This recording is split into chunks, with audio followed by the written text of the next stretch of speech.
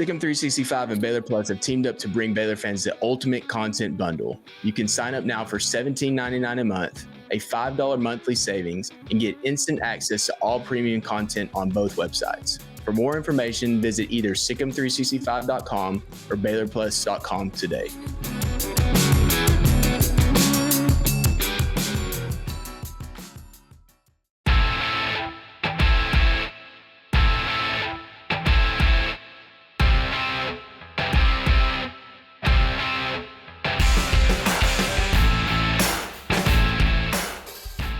What's up, Baylor family? Welcome into Inside Baylor Sports, the official daily podcast of Baylor Athletics. It's Wednesday, September 18th, and today I'm spending a full episode with my guy, Baylor Director of Sports Journalism, Jerry Hill. Jerry, we've done some short segments with you on the football team, kind of in general on fall sports in general, but today we're going to spend a full episode together. I want to hit on everything, but most importantly, I think I just want to talk to you about the football game on Saturday and what's coming up for the Bears. I know there's a lot of different things we could talk on, but there's two that I think all Baylor fans will say, yes, we absolutely need to talk about it. Number one, quarterback Sawyer Robertson starting in place of DeQuan Finn. Two, Bryson Washington at running back. Kind of two puzzle pieces. Maybe they're coming together at this point, but on the surface, that game just didn't look like, if you're looking from the outside looking in, 31-3 over Air Force, who struggled a little bit. But for Baylor fans, it's like maybe there's something to this particular game that's going to define the rest of the season. What are your thoughts to begin with on Sawyer starting at quarterback and what he showed? Yeah, Colt, I think what he did this time was maybe something he didn't do enough of last year, was really, kind of step up in the moment. And he did okay last year, but maybe he wasn't ready for the moment last year. If I remember right, I think he played well against West Virginia, but kind of a missed opportunity for him last year. Like, I think he had the opportunity to really kind of, take that job at that point. I know Blake was hurt, but, he really had an opportunity to just kind of grab a hold of it and not let go, but, maybe kind of missed opportunity.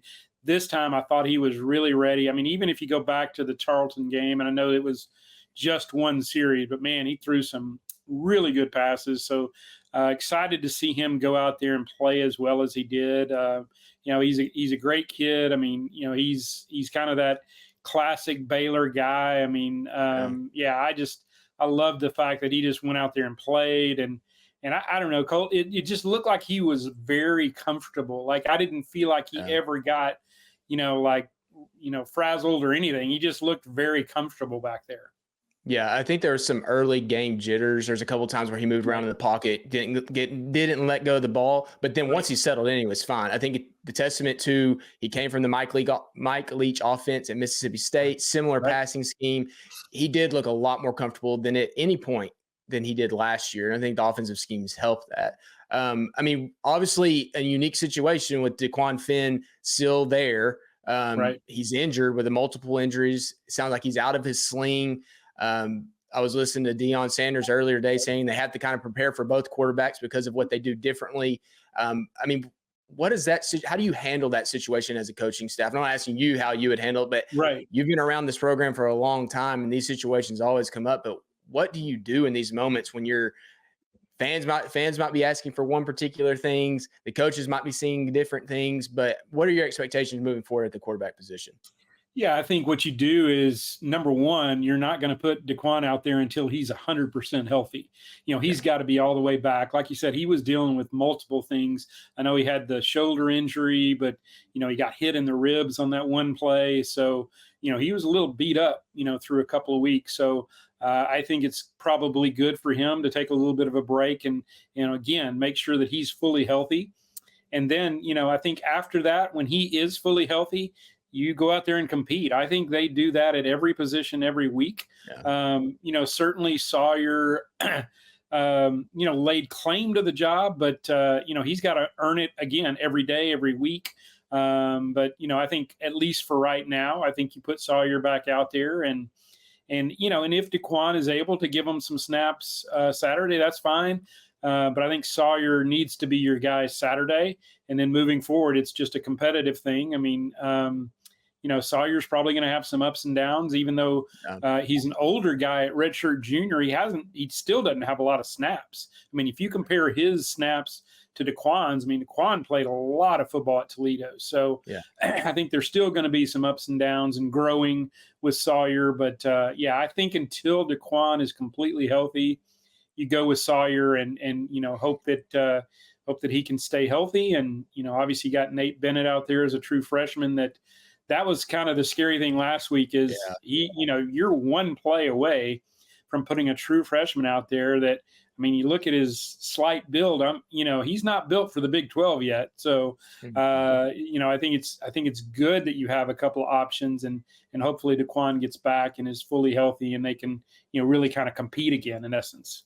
Yeah, I mean, definitely his legs are something that teams have to be worried about if and when he comes in. If he's being the guy initially, or it's just Colorado this weekend, we're saying, hey, we want to get you a few snaps. So having a 6-year guy as your backup this year instead of a true freshman in Colorado makes a lot of sense. But with that, a freshman that did play quite a bit last week, a redshirt freshman, Bryson Washington at running back. I mean, man, like we've heard a lot about Bryson over the last 2 years, but then he's there, he's on the stage, rushes for 100 yards in his first career start and looked really good doing it. He did have the one fumble on the reception in the first half, but I think that was just like a contagious thing. Like that just started happening and they couldn't stop it. Like fortunately they got over it at halftime, but competition will improve beginning this week throughout Big 12 play. But he seemed to show something a little bit different than what we've seen the last couple of years at the running back position. Yeah, I think he just gives you a different option. Really, he's got a little bit of Dawson Pendergrass in him, but then he's got, a little bit of the other guys as well, because he can take it outside as well. I think he's best between the tackles because he can really bull through there, but he's got more of that explosiveness that maybe Dawson doesn't have. So, I thought it was an exciting first start. I thought he did a great job.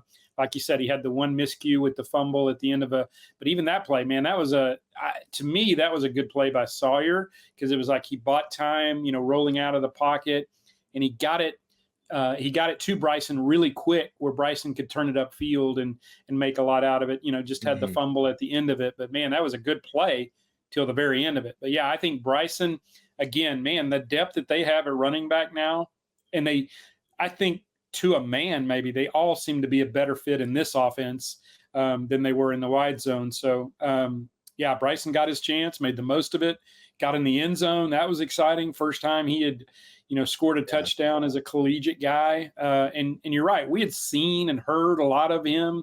And then you see, what he did at the Class 3A level in Texas high school football, winning back-to-back state championships and the numbers that he put up. So you knew he was a good running back. How does that translate to Big 12 and NCAA Division I football? Thought it translated pretty well on Saturday. I think he's a guy that could really, really help you, and it just kind of, again, adds another weapon into that arsenal that just seems to keep growing. Yeah, so he led Baylor with over 100 yards. They rushed for 230 as a team, which, I mean, quite frankly, took me by surprise based on what we'd seen the first couple of weeks and truly back to last season. So it's really good to see. And like you talk about competition level, Baylor hasn't had a rushing performance like that since they faced LIU last year. And even this was different. This was much different for this particular team. Offensive line, I think what Bryson brought to this team was that he was able to, once he saw the hole, he was hitting the hole hard. And he was getting through and getting, instead of running into the back of an offensive lineman, he was running into the hole and getting 4 or 5 yards at a time. And so that was something that was really encouraging to see. Dominic Richardson looks to be getting closer and closer to being back, potentially be your number 2 guy, number 3 guy. There's so many options there, as you mentioned, with the depth. But that's going to lead into a game this weekend against Colorado. We all know about Colorado with Coach Deion Sanders, primetime, like everything they have going there. They seem to be figuring some things out defensively that they didn't necessarily have last year. But overall, for this team, it seems like it's Baylor versus Baylor and what they can do in this particular game. You can't worry. You can worry about Colorado to an extent, but then at the same time, you have to worry about fumbles. You have to worry about miscues in the secondary where you haven't been tested. So what are your initial thoughts on this game as they get ready to go to Boulder to face Colorado for a Big 12 opener for the Buffs after being gone for a little while? Yeah, it's exciting having them back in the league. They left, I believe, after the 2010 season. So it's been a minute since they've been in the league, but it's good to have them back. That's always, I mean, for me anyway, that's always one of my favorite trips. Just, the view is incredible. Boulder's a great city. It's just a fun place. So I love being able to go back there. But yeah, you're right. I mean, Colorado, I think, has been built on a lot of hype. But at times they've lived up to it. I mean, Shedeur Sanders, there's no doubting him. I mean, you could be looking at on the field at one time. I think Nick Florence and I talked about this earlier for our In the Huddle report. That's two potential top 10 guys out on the field at the same time with Travis Hunter and Shedeur Sanders. So, man, they are exciting. They're so different than anything Baylor has faced up to this point. Now, maybe with, Cameron Rising, if he had stayed the whole game, it would have been a little more similar to that. But otherwise, I mean, I went back and looked, Colt, they've only had, our opponents have only passed 46 times against Baylor in 3 games, and we may see that on Saturday. So, that's incredible that, Baylor has only seen that many passes through 3 games. But you think about it, for the most part, and particularly after Cam went out, that's 3 run-oriented or dominated teams. So much different look this time. And like you said, this will be a big test for that secondary because they have not been tested like that. So can they hold up against that? And Dave talked about it the other day, but, they've got enough skill at those positions. You can't really double team a lot. I would think they're probably going to put 2 on Travis, but otherwise you got to play kind of man up or zone or something because you can't double cover everybody. Yeah, no, for sure. And I think the advantage seems to come in the running game where they just haven't run it a ton. But honestly, like when you can pass that well and you have that many weapons, it makes sense to not have to worry about running game that much. I think Baylor's defensive line will need to do a good job of holding up against the run without a lot of guys in the box. And it'll be interesting to see if Colorado tries to take advantage of that if and when they do it. Now, what I will say about the defensive backfield is that Coach Aranda is going to have something schemed up for this game. They haven't had to show – Baylor has not had to show anything in the secondary. So I'm really curious. A lot of new faces there, guys that they brought in specifically to get pressure off the edge as well. But you talk about guys like Kendrick Simpkins, Carl Williams changing positions, playing more of the star position. Hopefully he's back this week. But you kind of feel like that Coach Aranda will have something for Colorado that they're not expecting to a certain degree. You don't want to just completely ditch your game plan, but he's had an offseason to kind of prepare for this, knowing no one else is going to test us like this before this game. So, I mean, for Coach Aranda, do you think he's kind of chomping at the bit to have the opportunity to face an offense like this?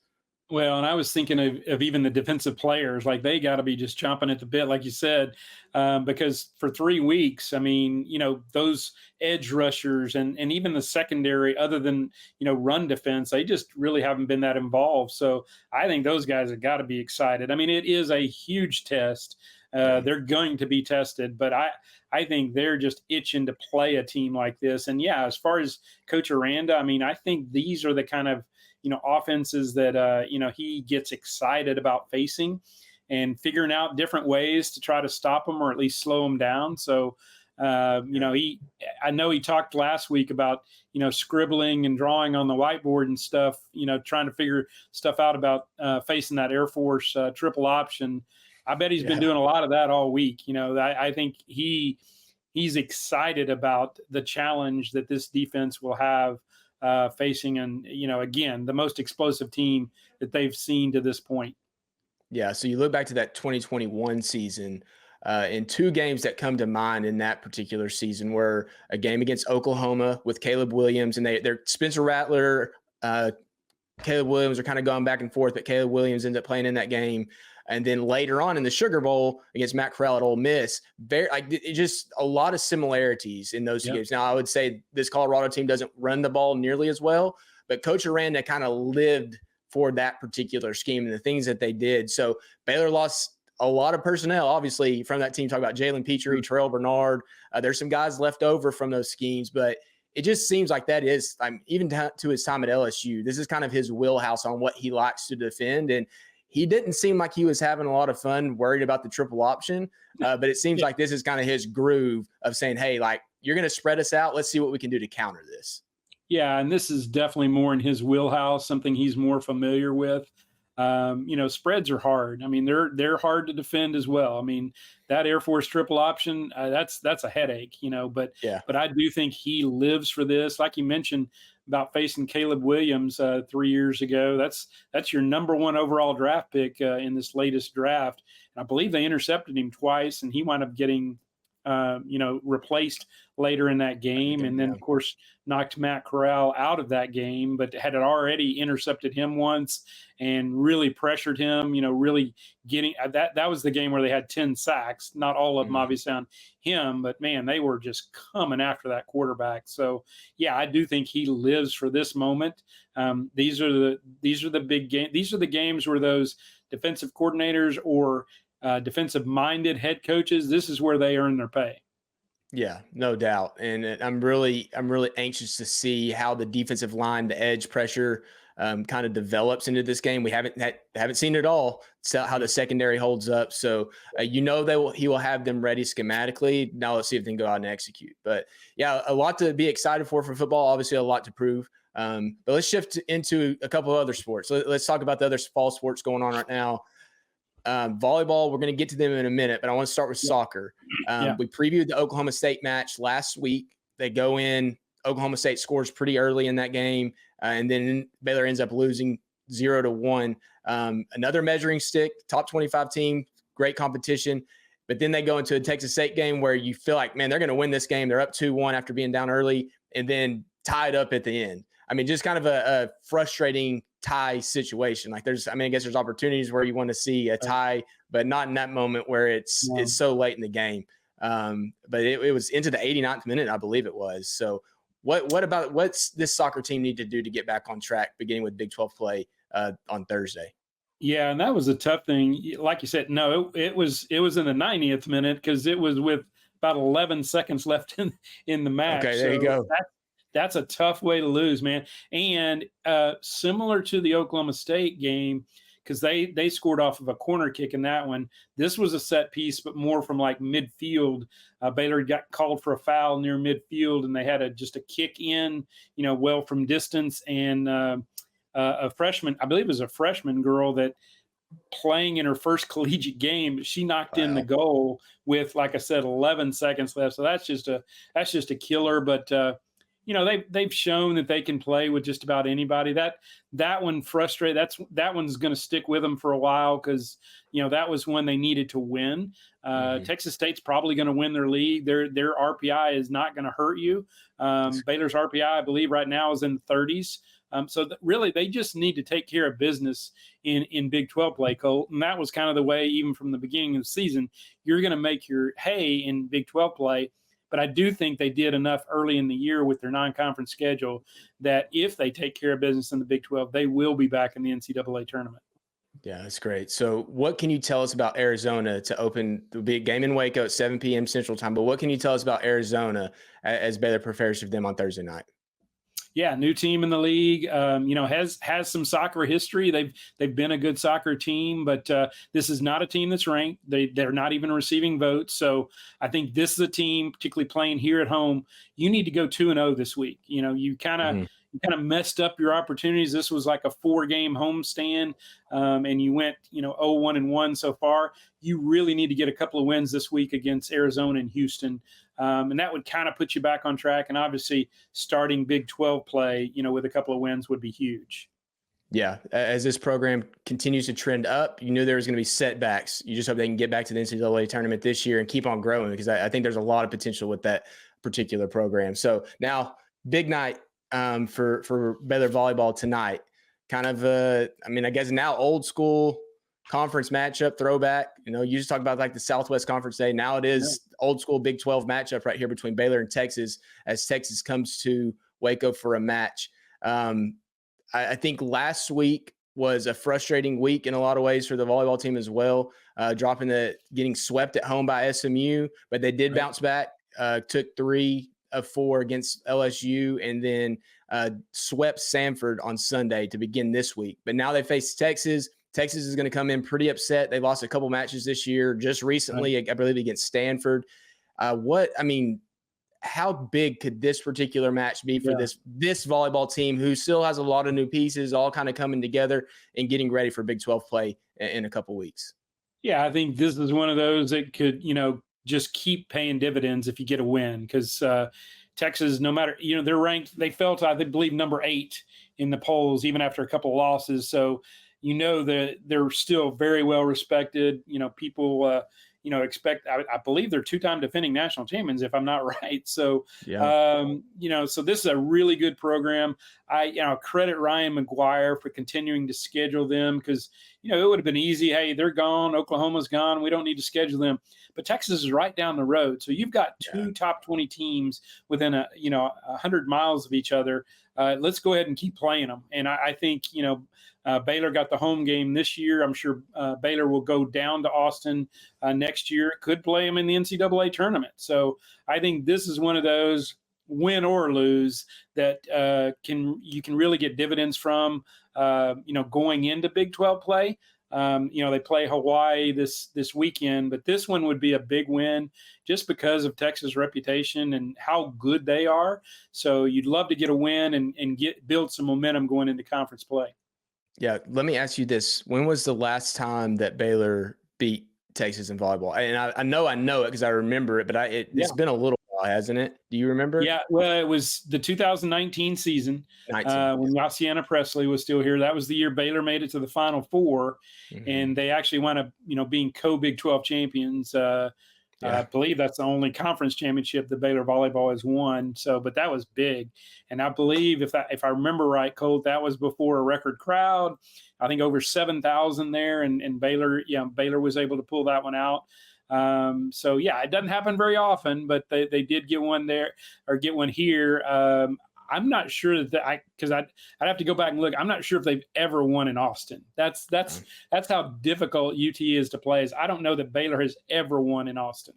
Yeah. Well, fortunately tonight is in Waco. Yeah. I feel like you can kind of get one you get a really upset Texas team that's just uber focused, or maybe you get someone that you get them down and their mentality shifts a little bit. You can't tell, but you mentioned the 2019. That was a great fall for Baylor. I mean, you think about all the scores. I don't remember what the soccer team did, but obviously football, undefeated late into the season, the big home game against Oklahoma. But like you think about that was a lot of fun. And so, we'll see if Baylor can replicate that across the board this year and where those programs went with volleyball and obviously soccer and hopefully football. But any final thoughts on the football game this weekend, volleyball, and just in general on what you're looking for this week in Baylor athletics?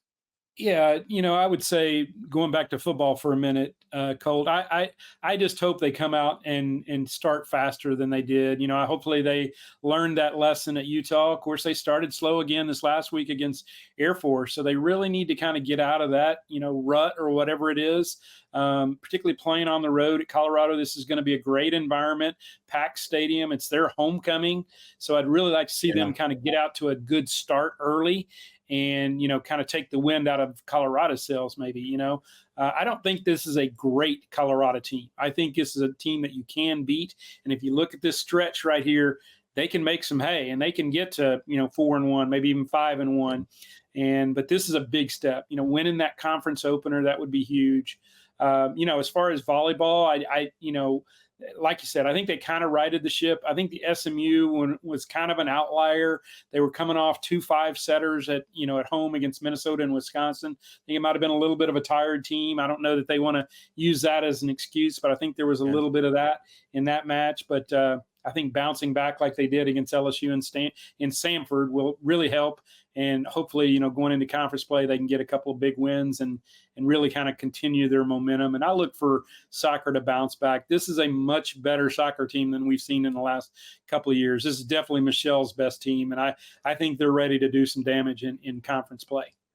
Yeah, should be another good week. Looking forward to covering it all. Jerry, thank you for your time today. Baylor family, that's going to do it for today's episode of Inside Baylor Sports, the official daily podcast of Baylor Athletics. Thanks to each of you for listening.